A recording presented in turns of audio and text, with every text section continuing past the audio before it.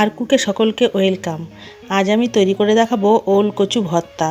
এই দেখুন, ওল কচু সেদ্ধ করে নিয়েছি, আর নিয়েছি পাতিলেবু, টমেটো, লবণ আর সর্ষের তেল, শুকনো লঙ্কা দিয়ে ভেজে নিয়েছি।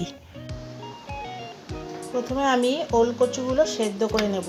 তার জন্য কুকারে জল দিয়ে দিয়েছি, আর ওল কচু 4টে পিস পিস করে নিয়েছি, 4টে দিয়ে দিলাম। এবার আমি সেদ্ধ করে নেব, সেদ্ধ করে আবার আসছি।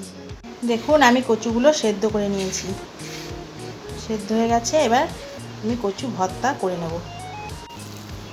প্রথমে আমি হাত দিয়ে কচুটাকে মেখে নিলাম।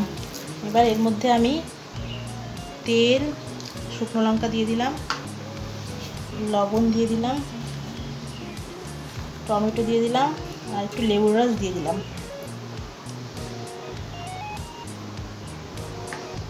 এবার ভালো করে মেখে নেব।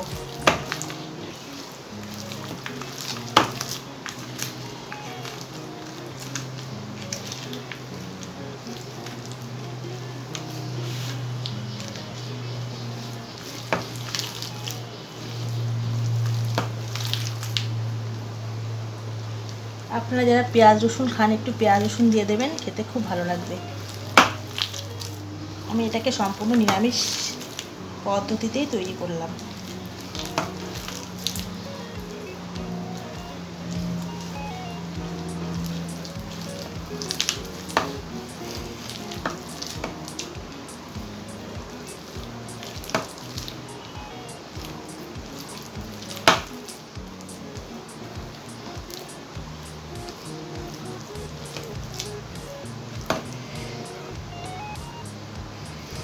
এইভাবে আপনারা নিরামিষ পদ্ধতিতে ভাজা লঙ্কা তেল দিয়ে ওল কচু সেদ্ধ করে খাবেন, দেখবেন খেতে খুবই ভালো লাগবে।